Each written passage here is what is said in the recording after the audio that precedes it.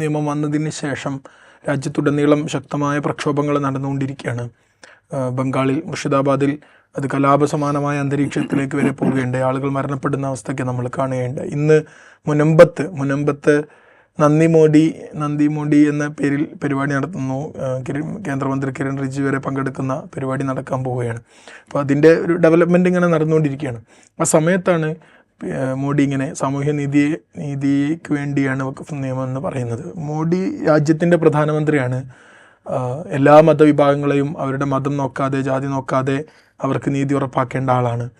അപ്പോൾ വഖഫ് എന്ന് പറയുന്ന പ്രത്യേക പ്രൊവിഷൻ ഉപയോഗിച്ച് മുസ്ലിങ്ങൾക്ക് നീതി വേണം എന്നൊരു പ്രധാനമന്ത്രി പറയുന്നതിൻ്റെ സാങ്കത്യം എന്താണ്?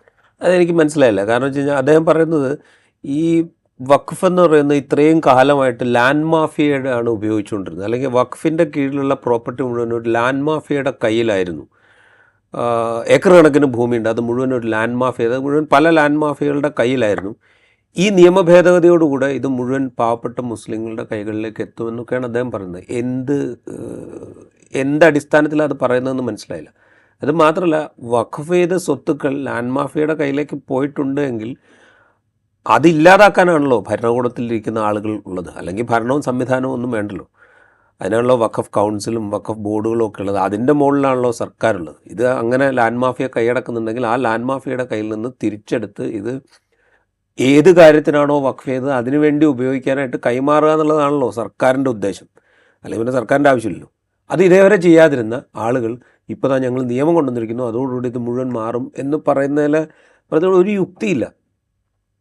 സംഗതി ശരിയായിരിക്കും ചിലപ്പോൾ. അതായത് വഖഫ് ചെയ്ത പ്രോപ്പർട്ടി പല ഭാഗങ്ങളിലും ഏത് ലക്ഷ്യം ഉദ്ദേശിച്ചിട്ടാണോ വഖഫ് ചെയ്തത് അതിനുവേണ്ടി ഉപയോഗിക്കാത്ത സാഹചര്യം ഉണ്ടാകും, അതിൽ തർക്കമൊന്നുമില്ല. പക്ഷെ അത് കണ്ടെത്തുകയും അത് എന്തിനാണോ വഖഫ് ചെയ്തത് അതിന് ഉപയോഗപ്പെടുത്തുകയും ചെയ്യുക എന്നുള്ളതാണല്ലോ പണി. നമ്മൾ ബാക്കിയൊക്കെ വിടുക. കഴിഞ്ഞ 10-12 കൊല്ലമായല്ലോ അദ്ദേഹം രാജ്യത്തിൻ്റെ പ്രധാനമന്ത്രി. ഏതെങ്കിലും ഒരു കേസ് അദ്ദേഹം ചൂണ്ടിക്കാണിക്കണമായിരുന്നല്ലോ. ഇതുപോലൊരു പരാതി സർക്കാരിൻ്റെ മുമ്പിൽ വന്നു, ഇത് ഇന്ന ലക്ഷ്യം മുൻനിർത്തി വഖഫ് ചെയ്തതാണ്, അതിപ്പോൾ ലാൻഡ് മാഫിയയുടെ കയ്യിൽ കൊടുത്തിരിക്കുന്നു, അത് ഉപയോഗിക്കുന്നില്ല, ഞങ്ങളിത് അത് തിരിച്ചു കൊടുക്കുകയാണ് എന്ന് പറയാൻ അദ്ദേഹത്തിന് പറ്റുമോ? ഈ 12 കൊല്ലത്തിനിടെ ഒരു കേസ് പോലും ഉണ്ടാവുമെന്ന് ഞാൻ വിചാരിക്കുന്നത്. അദ്ദേഹം ഇന്നലെ പ്രസംഗിക്കുന്ന പറഞ്ഞാൽ 100 കണക്കിന് പരാതികളാണ് ഇത് സംബന്ധിച്ച് അദ്ദേഹത്തിൻ്റെ സർക്കാരിന് മുമ്പാകെ എത്തിയതെന്നൊക്കെ അദ്ദേഹം പറയുന്നുണ്ടായിരുന്നു. നമ്മളുടെ മുൻപാകെ സർക്കാർ ഏതെങ്കിലും ഒരു പരാതി പുറത്തുവിട്ടതായിട്ട് ഈ ദിവസം വരെയില്ല, എക്സെപ്റ്റ് മുനമ്പം ഒരു സെപ്പറേറ്റ് കേസാണ്. അപ്പോൾ ഇതൊന്നും ഇല്ലാതിരിക്കെ ആളുകളെ തെറ്റിദ്ധരിപ്പിക്കുക എന്ന് പറയുന്നൊരു പണിയാണ് ഈ ചെയ്തുകൊണ്ടിരിക്കുന്നത്. അത് പൊതുസമൂഹത്തെ തെറ്റിദ്ധരിപ്പിക്കുന്നതോടൊപ്പം മുസ്ലിങ്ങളിലെ വേറൊരു വിഭാഗത്തെ കൂടെ തെറ്റിദ്ധരിപ്പിക്കണം. കാരണം ഈ വഖഫ് പ്രോപ്പർട്ടി എന്ന് പറഞ്ഞു കഴിഞ്ഞാൽ മുസ്ലിം വിഭാഗത്തിലെ സമ്പന്നർ അവരുടെ സ്വാർത്ഥ ലക്ഷ്യം മുൻനിർത്തി കൈയടക്കി വെക്കുകയും ഉപയോഗിക്കുകയുമാണ് ഇത്രയും കാലം ചെയ്തുകൊണ്ടിരിക്കുന്നത് എന്നുള്ളൊരു തെറ്റായ നോഷൻ ഉണ്ടാക്കിയെടുക്കാനാണ് നരേന്ദ്രമോദി ഇപ്പോൾ ശ്രമിച്ചുകൊണ്ടിരിക്കുന്നത്. അതുവഴി ഈ സാധാരണക്കാരും പാവപ്പെട്ടവരുമായ മുസ്ലിങ്ങൾക്കിടയിൽ ഈ സമ്പത്ത് മുഴുവൻ അവർ ഇത്രയും കാലം കൈവശം വെച്ചുകൊണ്ടിരിക്കുകയായിരുന്നു, നല്ലൊരു വിഹിതം പോലും ഞങ്ങൾക്ക് ഇതേവരെ തന്നിട്ടില്ല എന്നൊക്കെയുള്ള തോന്നലുണ്ടാക്കിയെടുക്കാനാണ് ശ്രമിക്കുന്നത്.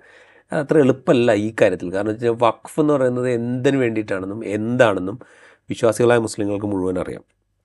അല്ലാതെ വഖഫ് ഏതെങ്കിലും ഒരു പ്രോപ്പർട്ടി വഖഫ് ചെയ്ത് കഴിഞ്ഞാൽ ഉടനെ അത് ഭാഗിച്ച് സാധാരണക്കാരായ മനുഷ്യന്മാർക്ക് കൊടുക്കുക എന്നുള്ളതല്ല വഖഫ് എന്നുള്ളത് എല്ലാ മനുഷ്യർക്കും അറിയാം. അപ്പം അതുകൊണ്ട് ഇത് മുസ്ലിം വിഭാഗത്തിനുള്ളിൽ ഈ തെറ്റിദ്ധാരണ ജനിപ്പിക്കുക എന്ന് പറയുന്നത് അത്ര എളുപ്പമല്ല.